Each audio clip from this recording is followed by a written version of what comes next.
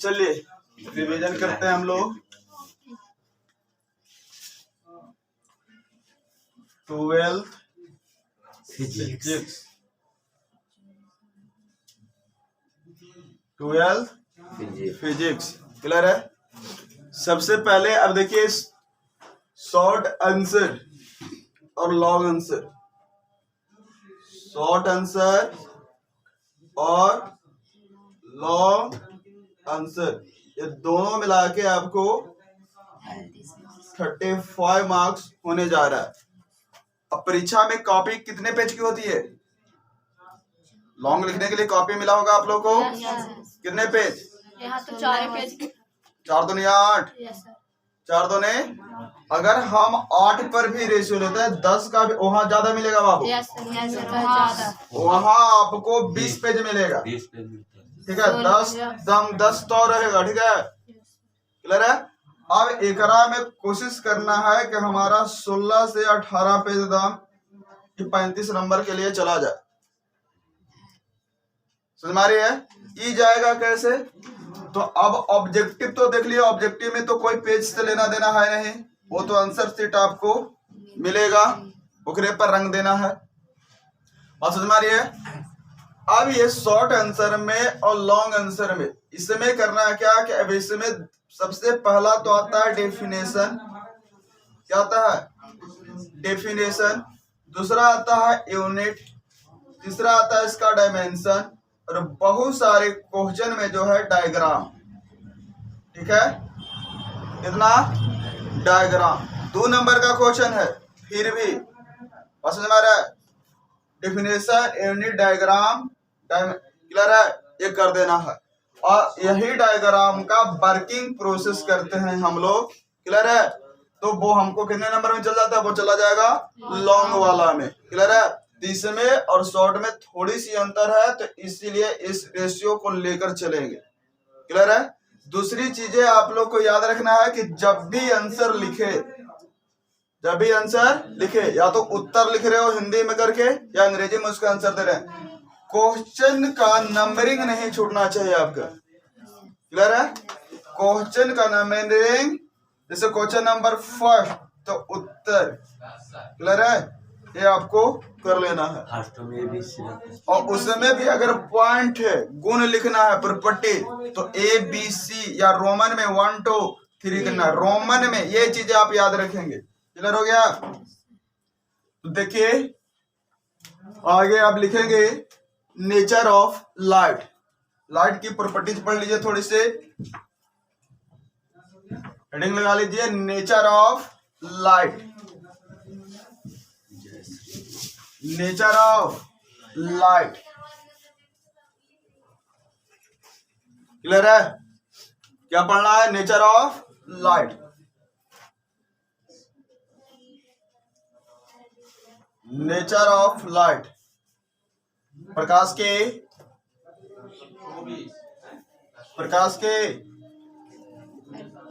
प्रकृति, क्लियर है। अब इसमें सवाल आता है कि प्रकाश, सबसे पहला आ गया लाइट, प्रकाश क्या है? प्रकाश क्या है? तो एक अच्छा 10th में भी आप लोग पढ़ लिए, प्रकाश एक माध्यम है जो किसी वस्तु को देखने के अनुभूति प्रदान करता है, क्या कहलाता है? प्रकाश कहलाता है। अगर 12th में पूछ दे तो प्रकाश को कैसे लिखेंगे? तो एकरे में बहुत सारा मत हुआ, एक बोल दिया कि प्रकाश एक माध्यम है, क्लियर है, जो किसी वस्तु को देखने के अनुभूति प्रदान करता है। दूसरा बोल दिया, एक तो बोल दिया कि माध्यम है, दूसरा कह दिया नहीं, प्रकाश क्या है? ऊर्जा का रूप है, प्रकाश ऊर्जा का रूप है, क्लियर है। तीसरा एक और आता है, कहता है ऊर्जा का रूप है छोटे छोटे कणों से मिलकर बना हुआ, जिस छोटे कण को हम लोग फोटोन कहते हैं, क्या कहते हैं? फोटोन कहते हैं। और इस फोटोन से आपको ऑब्जेक्टिव में क्वेश्चन उठेगा ही उठेगा, बस हमारी है, उठ जाएगा। फोटोन लैम्डा तरंग दैर्ध्य वाले फोटोन की ऊर्जा होती है, खाली फोटोन की ऊर्जा होती है, किन पर आवेशहीन होता है? फोटोन पर कैसा आवेश होता है? ये क्वेश्चन उठ जाएगा जी, और ये एकदम खतरनाक है। इसका आंसर मिलेगा। अब कहता है आगे, यहां तक समझ में आ गया। तो यहां पर आ गया, क्या आ गया कि प्रकाश एक ऊर्जा का रूप है। Light is a form of energy which made up by tiny particle that is called photon. प्रकाश ऊर्जा का रूप है जो छोटे छोटे कणों से मिलकर बना है। क्लियर है? जिसे हम लोग फोटोन कहते हैं। क्लियर है? तो एकरे में आ गया तो लिखेंगे पॉइंट नंबर फर्स्ट, ऑब्जेक्टिव में भी काम आएगा, कनिका सिद्धांत। हाँ, लिखते जाएंगे। कनिका सिद्धांत किसने दिया? कनिका सिद्धांत कॉर्पोलस थ्योरी किसने दिया? कनिका सिद्धांत किसने दिया? हो गया कनिका सिद्धांत। आंसर याद रखना है, न्यूटन। कनिका सिद्धांत किसने दिया है? न्यूटन ने दिए। हो गया। दूसरा आगे बोलते हैं कि प्रकाश एक विद्युत चुंबकीय तरंग भी है। दूसरा ने बोले, एक पॉइंट नंबर ये हो गया हमारा। एक बोल दिए जो प्रकाश है वो कणों से मिलकर बना है, तो कॉर्पोलस थ्योरी बोले। ये कौन बतलाए थे कि कणों से मिलकर बना है? ये न्यूटन ने। दूसरा लिखेंगे तरंग सिद्धांत। तरंग सिद्धांत एक बतला दिए कि प्रकाश क्या है जी? ये तरंग है। क्या है? तरंग है। तरंग सिद्धांत किसने दिया? तरंग सिद्धांत, तरंग सिद्धांत किसने दिया? आंसर में याद रखेंगे हाइजेंस। हाइजेंस। हो गया। आगे आपको रखना है क्वांटम सिद्धांत किसने दिया? क्वांटम सिद्धांत सी में क्वांटम सिद्धांत किसने दिया? क्लियर है? क्वांटम सिद्धांत क्लियर है? अब कह दिया क्वांटम सिद्धांत में कि प्रकाश जो है, जैसे हम लोग धूप में खड़ा होते हैं तो क्या लगता है? गर्मी लगता है, तो कहते हैं कि अपने साथ ऊर्जा ढोता है, अपने साथ ऊर्जा ढोता है। ये क्वांटम सिद्धांत बतला दिया कौन? कौन जी? आइंस्टाइन। जो समीकरण दिए थे E बराबर mc स्क्वायर का।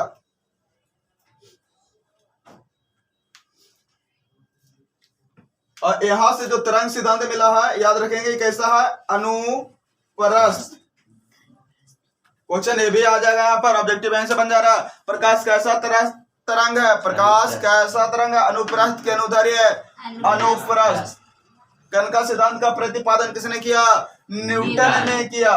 क्वांटम सिद्धांत का प्रतिपादन किसने किया? आइंस्टाइन ने किया। याद हो गया? अब ऑप्टिक्स से ये वाला क्वेश्चन रहेगा, रगड़ दीजिएगा। अब एक और आते हैं जो कहते हैं भैया बात ऐसा है कि जो प्रकाश है ये विद्युत चुंबकीय तरंग है। प्रकाश विद्युत चुंबकीय तरंग है। प्रकाश विद्युत चुंबकीय तरंग है। किसने बतलाया? मैक्सवेल। प्रकाश विद्युत चुंबकीय तरंग है। ये कौन बोलते हैं? ये मैक्सवेल बोलते हैं। कौन कहते हैं? मैक्सवेल।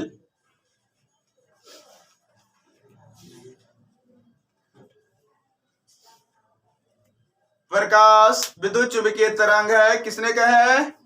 मैक्सवेल ने। हो गया।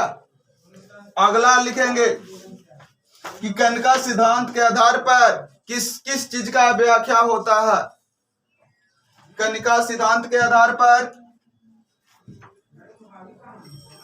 कनिका सिद्धांत के आधार पर, कनिका सिद्धांत के आधार पर किस किस चीज का व्याख्या होता है?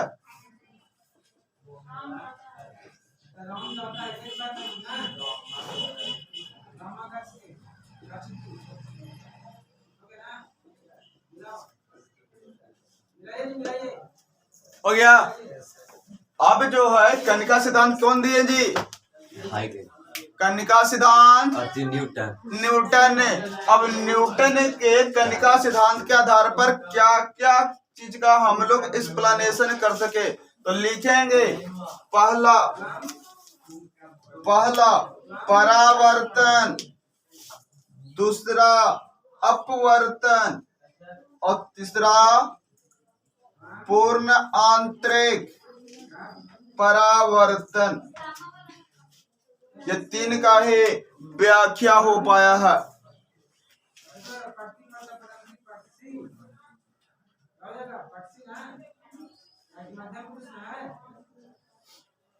हो गया। कनिका सिद्धांत के आधार पर किस किस का व्याख्या होता है? परावर्तन, अपवर्तन और पूर्णांतरिक परावर्तन। याद रहेगा। कनिका सिद्धांत न्यूटन ने के नियमों के आधार पर यहाँ पे, ठीक है, परावर्तन, अपवर्तन, पूर्णांतरिक। तो क्वेश्चन पूछ दिया आपसे कि कनिका सिद्धांत किसका व्याख्या नहीं करता है। अब क्वेश्चन दे दिया, नहीं करता है। क्लियर है। अब यहाँ पर दे दिया क्वेश्चन आपका, option A, option B, option C और ऑप्शन डी डाल दिया ध्रुवन। क्लियर है। कौन सा सही हो जाएगा? हाँ, ध्रुवन का व्याख्या नहीं करता है। या फिर एकरे पर, ये तो हो गया एकरा में तो ध्रुवन हो जा रहा है, सही। अगला एकरे में दे दिया ऑप्शन नंबर ए ध्रुवन, ऑप्शन नंबर बी विवर्तन, ऑप्शन नंबर सी व्यतिकरण, ऑप्शन नंबर डी सभी। क्या हो जाएगा? हाँ, इसमें हो जाएगा सभी। ना तो ध्रुवन का व्याख्या हो पाया, ना विवर्तन का और ना व्यतिकरण का। तो आंसर हो जाएगा इनमें से, तो रंगना होगा ऑप्शन नंबर डी। क्लियर हो गया। तो अगला लिखेंगे तरंग सिद्धांत। किसने बतलाए हैं? तरंग सिद्धांत हाइगेंस। तो लिखेंगे तरंग सिद्धांत से किस किस का व्याख्या होता है? तरंग सिद्धांत से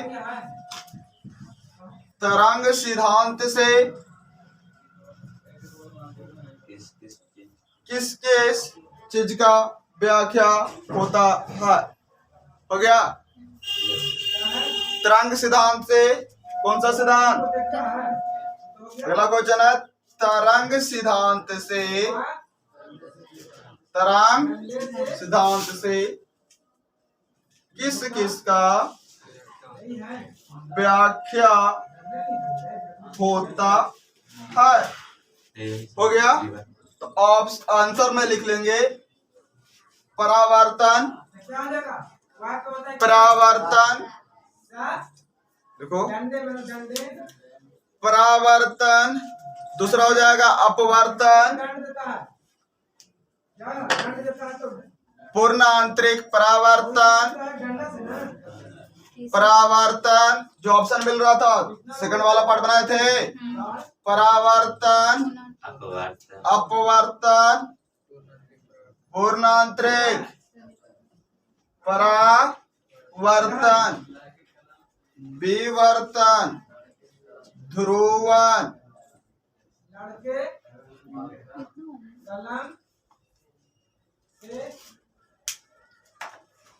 इसमें अपरावर्तन नहीं है,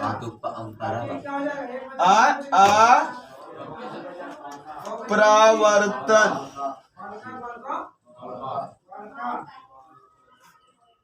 हो गया, लिख लिए। अब क्वेश्चन दे देगा अगला, यहां तक क्लियर है। अब आगे ये याद रहेगा तरंग सिद्धांत। अब आता है प्रकाश का वेग। प्रकाश का वेग महत्तम होता है किसमें? अभी प्रकाश के बारे में हम लोग छोटी छोटी बातों को जान रहे हैं, फिर से अभी डिटेल और करेंगे। प्रकाश का वेग, अब सिंपल सा प्रकाश का चाल पढ़े होंगे। Yes sir. कितनी होती है जी प्रकाश की चाल? 3 प्रकाश की चाल कितनी होती है? 3 गुने 10 की पावर 8 मीटर पर। तो ई कहाँ होता है? निर्वात में, मतलब जहाँ वायु नहीं है। निर्वात किसको बोलते हैं? जहां पर वायु नहीं हो क्या बन जाएगा? वो निर्वात बन जाएगा। क्लियर है? अब कहता है निर्वात में जो प्रकाश की चाल है वो क्या होती है? क्वेश्चन दे दिया, निर्वात में प्रकाश की चाल, निर्वात में प्रकाश की चाल होती है, होते ऑप्शन नंबर ए सबसे कम, सबसे कम, ऑप्शन नंबर बी सबसे अधिक, ऑप्शन नंबर सी मध्यम, option number D none of this, इनमें से कोई नहीं।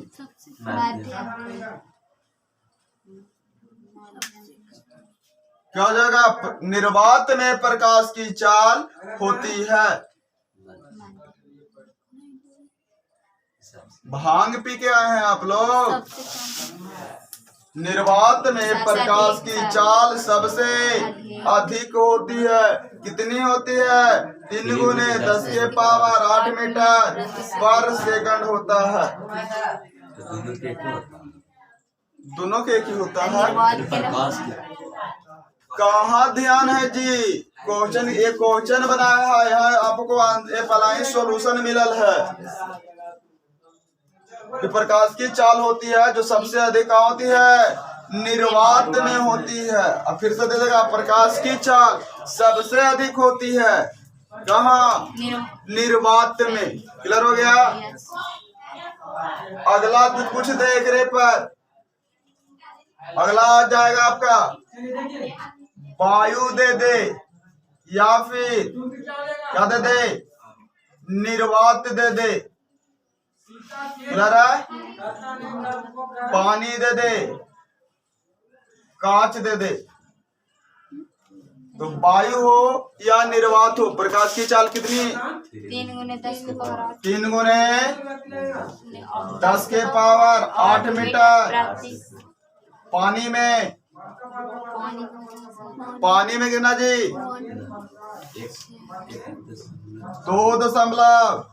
2.25 गुने 10 के पावर।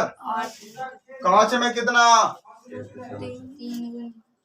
क्वेश्चन इतना हल्का हल्का में तो नहीं गड़बड़ा रहे हो। 2 गुने 10 के पावर 8 मीटर पर सेकंड। याद हो गया? अब वायु में प्रकाश की चाल कितनी? एक बार रिपीट कर लेंगे। वायु में प्रकाश की चाल कितनी? 3 गुने 10 के पावर 8 मीटर प्रति सेकंड। पानी में प्रकाश की चाल 2.25 गुने 10 के पावर 8 मीटर प्रति सेकंड। कांच में प्रकाश की चाल 2 गुने 10 के पावर 8 मीटर प्रति सेकंड। ये क्लियर हो गया? अब क्वेश्चन पूछ दिया एक राह में, ठीक है? अब देखिए क्वेश्चन, अब समझेंगे। हल्का क्वेश्चन नहीं डालेगा तो हल्का मचा देगा बाबू। देखो रे, अगला बेंच इधर देखो। अब क्वेश्चन पूछ दिया निर्वात में, निर्वात में प्रकाश की चाल है। क्लियर है? अब क्वेश्चन को समझेंगे। ऑप्शन पकड़ना है। 3 गुने 10 के पावर 5 किलोमीटर प्रति सेकंड। ऑप्शन नंबर बी 3 गुने 10 के पावर 8 किलोमीटर प्रति सेकंड। ऑप्शन नंबर सी 3 गुने 10 के पावर 8 सेंटीमीटर पर सेकंड। ऑप्शन नंबर डी 3 गुने 10 के पावर 8 मीटर स्क्वायर पर सेकंड। बोले ऑप्शन नंबर कौन सा? ऑप्शन नंबर कौन सा सही लग रहा है? निर्वात में प्रकाश की चाल है।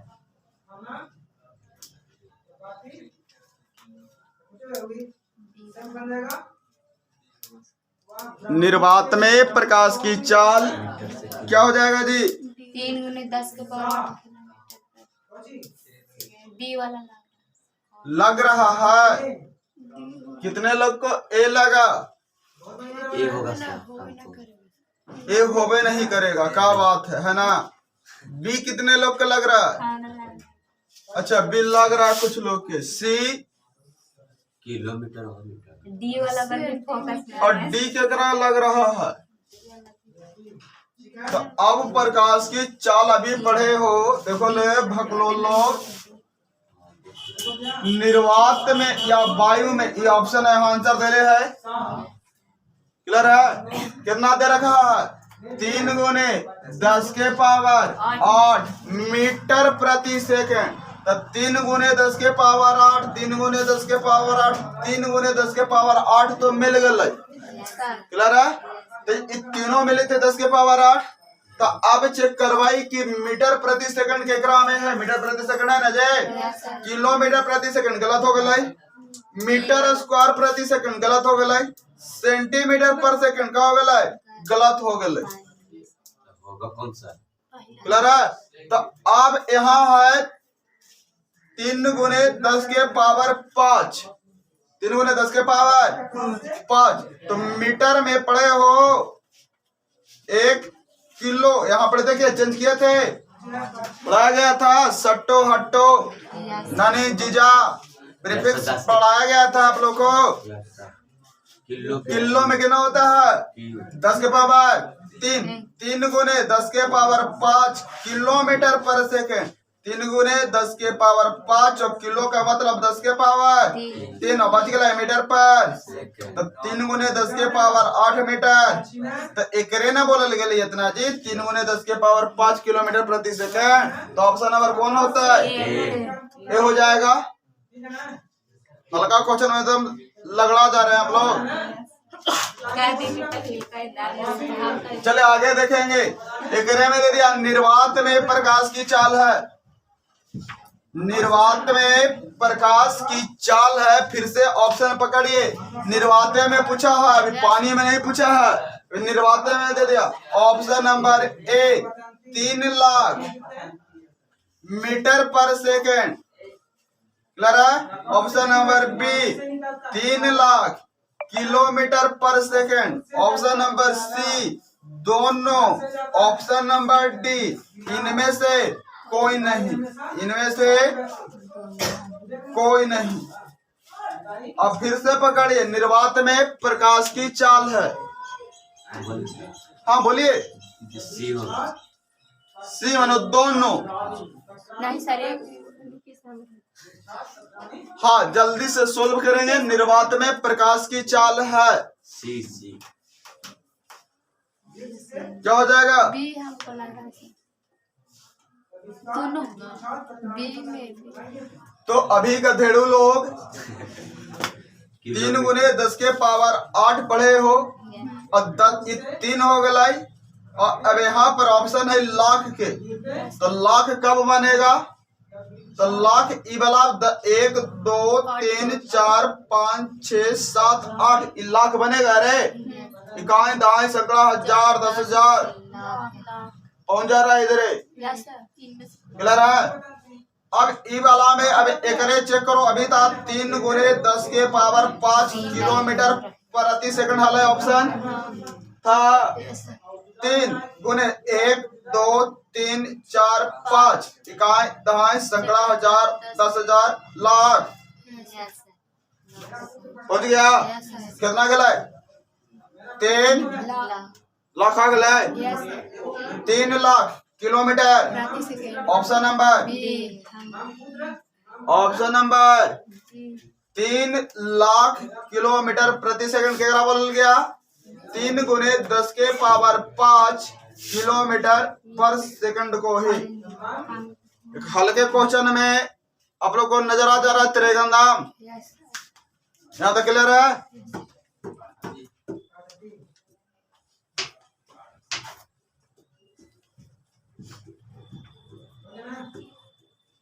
छोटी छोटी क्वेश्चन है बाबू।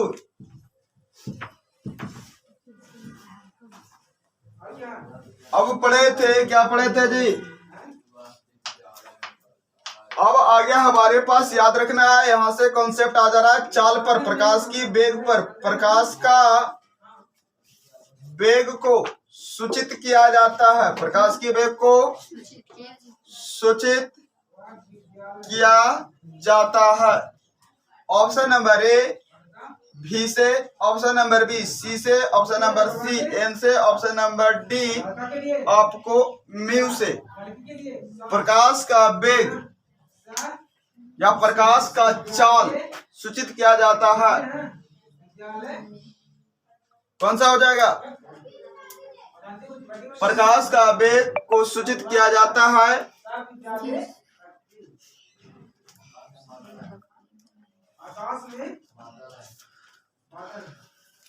क्या आंसर हो जाएंगे? प्रकाश का वेग को सूचित किया जाता है ऑप्शन नंबर बी इसका बिल्कुल सही जवाब होगा। किससे? सी से। क्लियर है?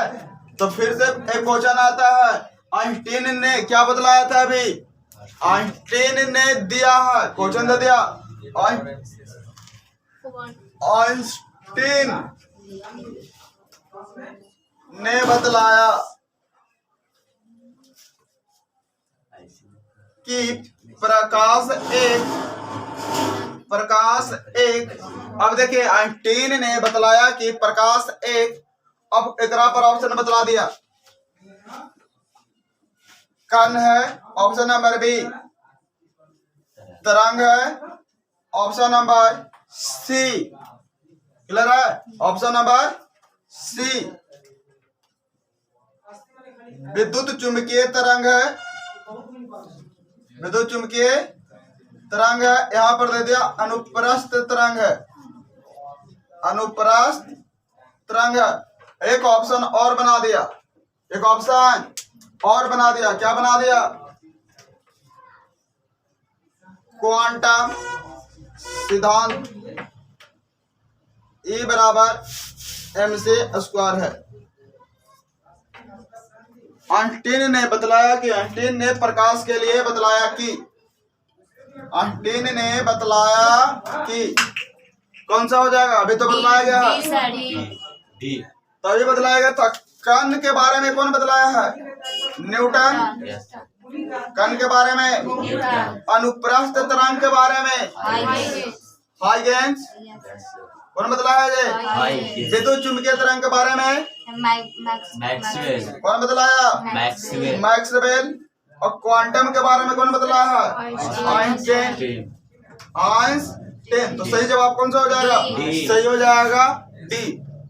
अभी 4 लाइन का थ्योरी पढ़ाएगा, 4 लाइन के थ्योरी में 10 क्वेश्चन बन गया, और समझ में आ रहा है? आगे आप पकड़ना है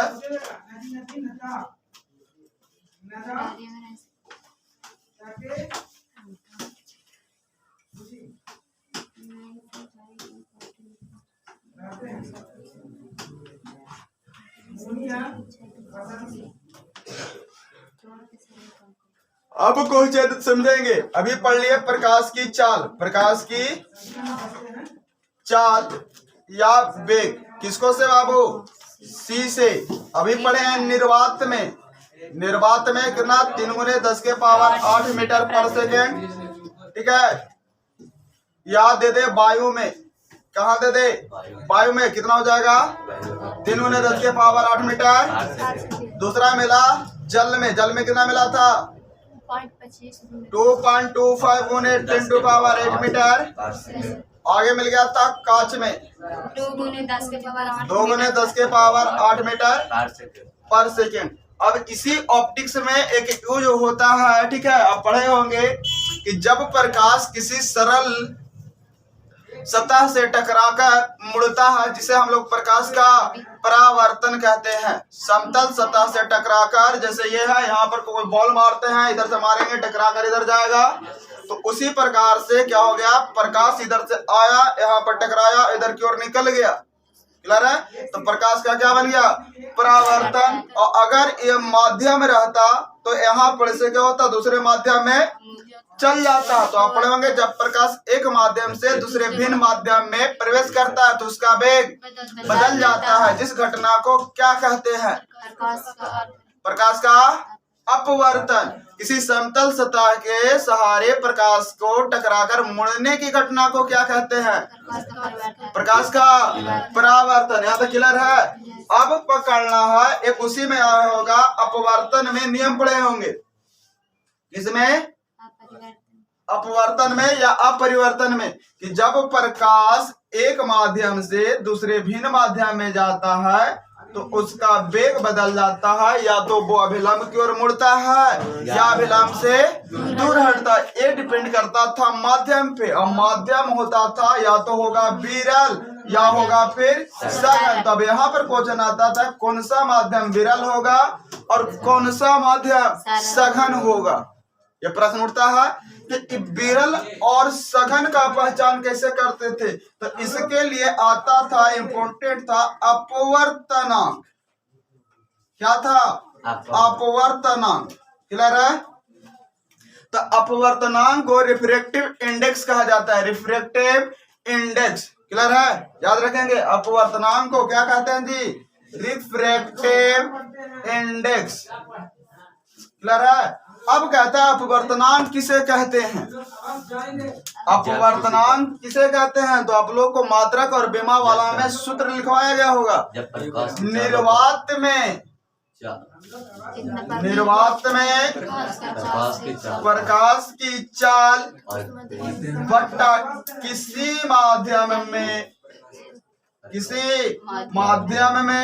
प्रकाश की चाल के अनुपात को, बट्टा का मतलब क्या हो गया? अनुपात। याद रहेगा, निर्वात में प्रकाश की चाल और किसी माध्यम में प्रकाश की चाल के अनुपात को क्या कहते हैं? और इसे म्यू द्वारा या फिर एन द्वारा भी सूचित किया जाता है। अपवर्तनांक को म्यू के द्वारा भी और एन के द्वारा भी। तो अब मिल जाएगा क्वेश्चन कि वायु का अपवर्तनांक है। क्वेश्चन आ गया वायु का अपवर्तनांक है, तो वायु का अपवर्तनांक निकालना है। किसका निकालना है? वायु का। तो क्या हो जाएगा? निर्वात में प्रकाश की चाल, निर्वात में प्रकाश की चाल बट्टा वायु में प्रकाश के चाल। इसी को रेशियो करेंगे तो हमको निकल जाएगा वायु वाला। क्लियर है? तो अब हमको निकालना है एयर वाला। किसके लिए? एयर के लिए। तो हमको हो जाएगा C बट्टा, और C जो है किसमें? एयर में। क्लियर है? अगर हमको निकालना है ग्लास में, कांच में, तो C बट्टा C इंटू ग्लास करोगे। क्लियर है? अगर हमको निकालना है वाटर में तो C बट्टा C क्या करोगे? वाटर करोगे। करेंगे। अब यहां से पकड़ना C क्या था? प्रकाश की चाल। कहां बदला रहा था? निर्वात में, इन वैक्यूम। कितना था? 3 × 10⁸ मीटर प्रति सेकंड में, मीटर पर। और एयर में भी कितना था? 3 × 10⁸ मीटर पर। ये से कैंसिल हो जा रहा है। वैल्यू कितना मिल गया? वैल्यू मिल गया 1 मिल गया। सेकंड टर्म सोल्व करते हैं। C = 3 × 10⁸ मीटर पर सेकेंड। ग्लास में, ग्लास का मतलब कांच, कांच में प्रकाश की चाल कितना? 2 × 10⁸ मीटर पर सेकंड। मात्रक से मात्रक खत्म, 8 से ये खत्म, और एक सोल्व करोगे कितना मिल जाएगा? 1.5 मिल गया। अब आ जाता है नेक्स्ट हमारा वाटर के लिए। इसमें भी सोल्व करिए तो कितना हो जाएगा? 3 × 10⁸ मीटर पर सेकंड। अब वाटर में कितना? जल में 2.25 × 10⁸ मीटर पर सेकंड। यूनिट से यूनिट, ये से ये भागा करेंगे, वो आएगा 1.33। तो यहाँ से याद हो गया। वायु का अपवर्तनांक होता है, डायरेक्ट क्वेश्चन पूछ दिया, कितना हो जाएगा? वायु का 1, वायु का अपवर्तनांक 1, कांच का अपवर्तनांक 1.5, वाटर का अपवर्तनांक 1.33। 1.33। तो अब अपवर्तनांक हम अगर लिखे तो यहाँ से आ गया किसके लिए? वायु के लिए। तो वायु के लिए एन कितना मिल गया? 1। जल के लिए कितना मिल जा रहा है? 1.33। कांच के लिए कितना मिल गया? 1.5। क्लियर है? और एक इसी टर्म से हम प्रकाश का वेग भी निकाल सकते हैं। क्या निकाल सकते हैं? प्रकाश का वेग। उसका कॉन्सेप्ट सीखेंगे हम लोग अगले क्लास में। अब यहाँ पर समझ लेना है। यहाँ तक क्लियर है? अब यहाँ पर समझ लीजिए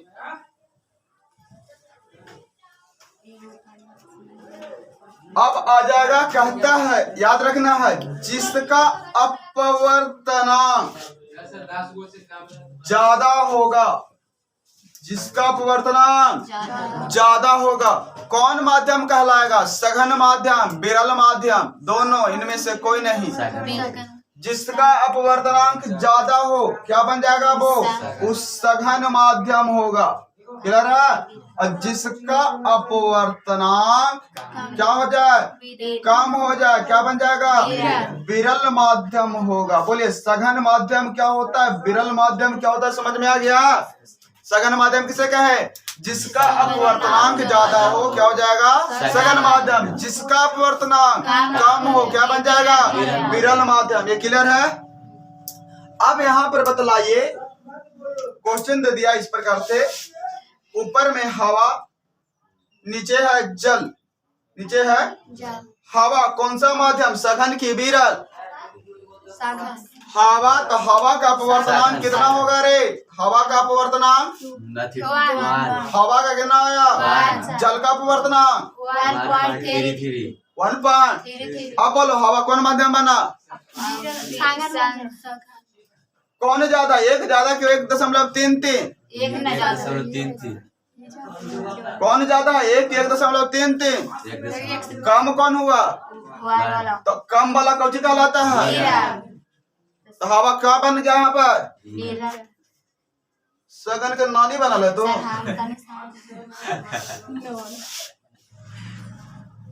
तोड़ तोड़ के समझाया जा रहा, समझ में नहीं आ रहा।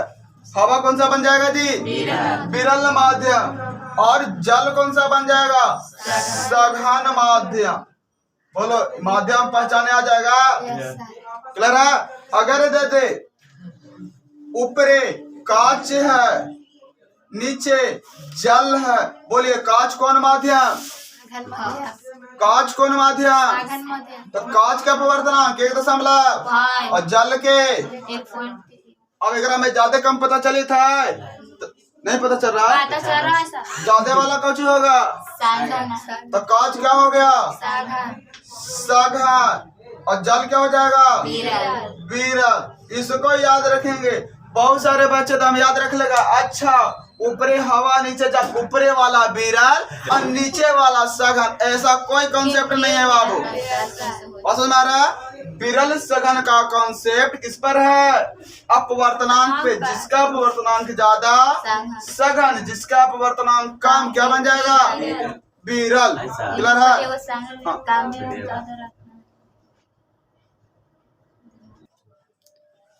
चलिए अब देख लीजिए आगे और प्रॉपर्टी मिल गया। 1 2 3 4 5 6 7। क्लियर है? 7 अजूबा का नाम सुने होंगे। 7 अजूबा इधर भी है प्रकाश का। कौन कौन है जी? परावर्तन, अपवर्तन, पूर्णांतरीय परावर्तन, प्रकाश का प्रकीर्णन, प्रकाश का व्यतिकरण, प्रकाश का विवर्तन, प्रकाश का ध्रुवण। क्लियर है? अब एक में से हो सकता है 2 क्वेश्चन आपको परीक्षा में आ जाए। क्लियर है? हो सकता है व्यतिकरण दे दे, विवर्तन दे दे, और एक पर से तो बाबू ऑब्जेक्टिव में है कि पक्का बनेगा ही बनेगा। अब इस कॉन्सेप्ट को क्लियर कर लेंगे। परावर्तन, पहला है परावर्तन, रिफ्लेक्शन ऑफ लाइट। ये पढ़े थे, किसी समतल सतह से टकराकर प्रकाश के लौटने की घटना को प्रकाश का क्या कहते हैं? परावर्तन कहते हैं। जिसमें पढ़े होंगे नियम, 2 नियम होते हैं, आपतन कोण परावर्तन कोण के बराबर होते हैं, आपतित किरण, परावर्तित किरण और डाला गया विलंब, तीनों एक ही तल में होते हैं। ये पढ़ लिए। दूसरा आता है अपवर्तन। ये पढ़े थे, अभी बतला दिया गया अपवर्तनांक सघन माध्यम और विरल माध्यम, ये बतला दिया गया। अब याद रखेंगे, जब प्रकाश सघन माध्यम से विरल माध्यम में जाएगा तो क्या होगा? अभिलंब की ओर मुड़ेगा, और विरल से सघन में जाएगा तो अभिलंब से दूर हटेगा। ये क्लियर हो गया? आगे कहता है अपवर्तन किसे कहते हैं? क्वेश्चन आ जाएगा, अपवर्तन किसे कहते हैं? तो जब प्रकाश एक माध्यम से दूसरे भिन्न माध्यम में प्रवेश करता है तो उसका वेग बदल जाता है, जिस घटना को प्रकाश का अपवर्तन कहते हैं। पूछा जाए तो बोलिए, बीच बीचवा में गीतियां नहीं गाइए। चले खड़ा होइए। हाँ बोलिए, प्रकाश का अपवर्तन किसे कहते हैं? जब सघन माध्यम से विरल माध्यम में प्रवेश करता है उसका कौन सघन माध्यम से? चोर, चिहाड़, कुत्ता, बिलाई, कुकुर, कौन सी प्रवेश कर जाएगा? अभी बतलाया ना जी, किसके बारे में, कौन हिलेगा? प्रकाश। वो हम बोलेंगे। बोलिए, फिर से बोलिए। जब प्रकाश सघन माध्यम से विरल माध्यम में प्रवेश करता है उसका वेग बदल जाता है, उसे प्रकाश का अपरिवर्तन कहते हैं। बढ़ जाइए, चलिए जी पीछे से बोलिए। प्रकाश का अपवर्तन किसे कहते हैं? जब प्रकाश सघन माध्यम से विरल माध्यम में प्रवेश करता है तो वह अविलंब से मुड़ जाता है, अविलंब से दूर है। विरल से सघन में जाएगा तो दूर हटेगा। चलिए, प्रयास अच्छा है, बढ़ जाएंगे।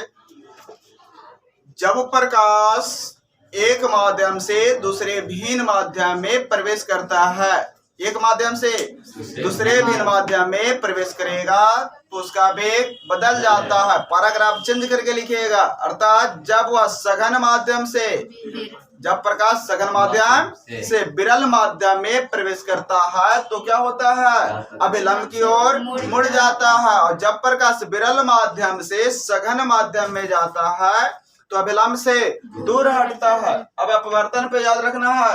तारों का टिमटिमाना किस घटना का उदाहरण है? प्रकाश का अपवर्तन का।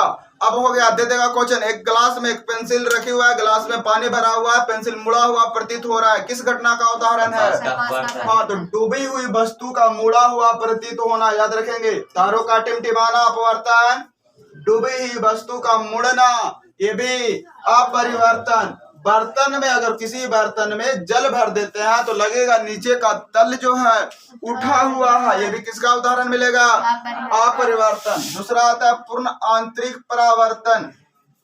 तो पूर्ण आंतरिक परावर्तन के लिए समझने से पहले क्रांति कोण समझना होता है। क्रांति कोण किसे कहते हैं? कौन बच्चे सुनाएंगे? चलिए, क्रांति कोण।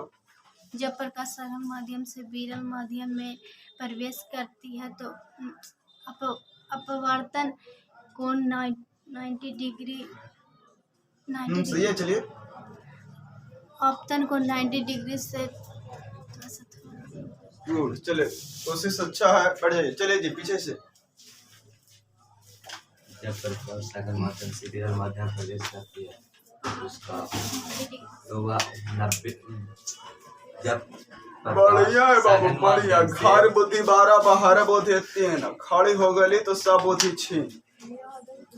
जब प्रकाश, बढ़ जाइए। चलिए, हाँ बोलिए, क्रांति कोण किसे कहते हैं?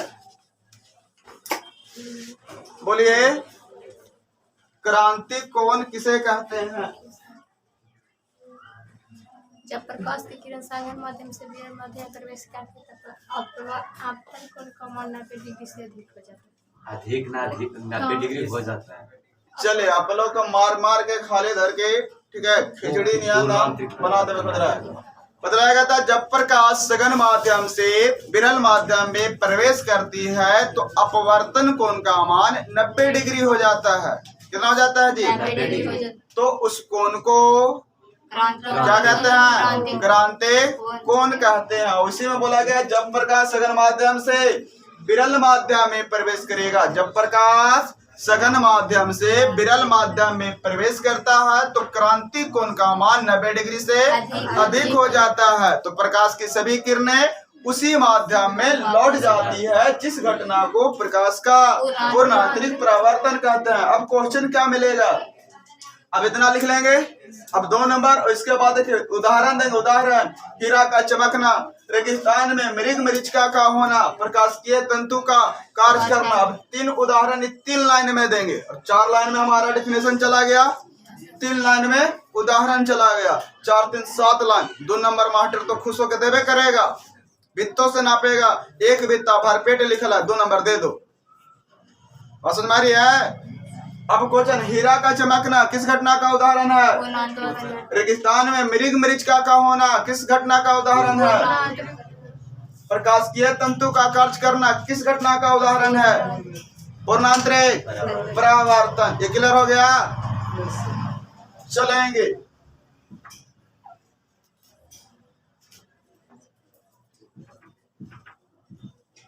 चलिए, आगे वाले बेंच से खड़ा होंगे। चले, खड़ा होइए। अब बोलिए, प्रकाश का अपवर्तन का उदाहरण बतलाइए। प्रकाश का अपवर्तन का उदाहरण। अपवर्तन का उदाहरण, परावर्तन नहीं, अपवर्तन या अपरिवर्तन। हीरा का चमकना। हीरा का चमकना अपरिवर्तन में है। अपरिवर्तन में बोल रहे हैं सर। हाँ तारों का टिमटिमाना। हाँ, तारों का टिमटिमाना। और डूबी हुई वस्तु मतलब प्रतीत, डूबी हुई वस्तु प्रतीत होना। मतलब किसी वस्तु को मतलब डूबी हुई दिखाई। डूबी हुई वस्तु का टेढ़ा दिखाई देना या मुड़ा हुआ प्रतीत होना। बढ़ जाइए, याद नहीं हो रहा है ना, खड़े होइए जी। आप बोलिए प्रकाश का पूर्ण आंतरिक परावर्तन का उदाहरण दीजिए। हीरा का चमकना। हाँ, रेगिस्तान में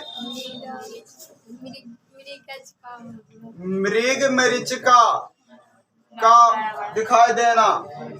बढ़ जाएंगे। अगला है प्रकाश का प्रकिरणन। अपवर्तन में क्या क्या बन गया जी? अपवर्तन में क्या हुआ था? तारों टिमटिमाना और क्या था? डूबी वस्तु का मुड़ा हुआ या टेढ़ा हुआ दिखा देना। पूर्णांतरिक परिवर्तन, हीरा का चमकना, रेगिस्तान में मृग मरीचिका का दिखाई देना। प्रकिरणन क्या कहता है? छोटे छोटे धुलकनों के सहारे, छोटे छोटे धुलकनों के सहारे प्रकाश के बिखरने की घटना को प्रकाश का प्रकिरणन कहते हैं। छोटे छोटे धुलकनों के सहारे प्रकाश के बिखरने की घटना को प्रकाश का प्रकिरणन कहते हैं। प्रकाश के प्रकिरणन पर क्या मिल जाएगा? आसमान का रंग नीला दिखाई देना। और क्या कह रहा है? सूर्योदय सूर्यास्त के समय, सूर्योदय सूर्यास्त के समय सूर्य का रंग लाल दिखाई देना। खतरे का सिग्नल का लाल होना किस घटना का सब उदाहरण है? प्रकाश का प्रकिरणन। आ गया था प्रकाश का व्यतिकरण।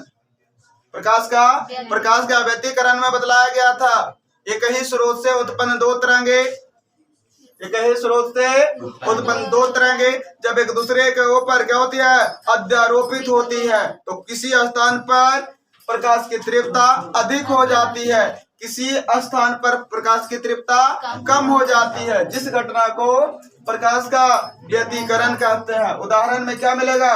साबुन के बुलबुले का रंगीन होना, मोर के पंख का रंगीन होना। आ गया प्रकाश का विवर्तन। प्रकाश का ये बतलाएगा किसी तीक्ष्ण अवरोध के किनारे से, तीक्ष्ण अवरोध के ये अवरोध हो गया किनारे से प्रकाश के मुड़ने की घटना को प्रकाश का विवर्तन कहते हैं। तीक्ष्ण अवरोध के किनारे से प्रकाश की मुड़ने की घटना को प्रकाश का विवर्तन कहते हैं। क्या मिल जाएगा? पेड़ के पत्ते का परछाई का गोल होना, तलवार में उसका धार का स्पष्ट न होना। आगे आता है प्रकाश का ध्रुवन। प्रकाश का ध्रुवन प्रकाशीय तरंग को, ये तरंग के लिए आता है। प्रकाश का ध्रुवन तरंग के लिए आता। प्रकाशीय तरंग को किसी खास तल में बाधित करना क्लियर है, क्या कहलाता है? प्रकाश का ध्रुवन कहलाता है। जैसे इसका उपयोग कहाँ होता है? वाहन के हेडलाइट में, पोलराइड चश्मे में प्रकाश की अनुप्रस्थ तरंग प्रकृति ज्ञात करने में। यहाँ तक क्लियर हो गया? हाँ, यहाँ तक आपको लगभग 20+ ऑब्जेक्टिव आज करवा दिया गया है जी। क्लियर है? चलिए आज की क्लास यहीं पर समाप्त करते हैं। जय हिंद, जय भारत।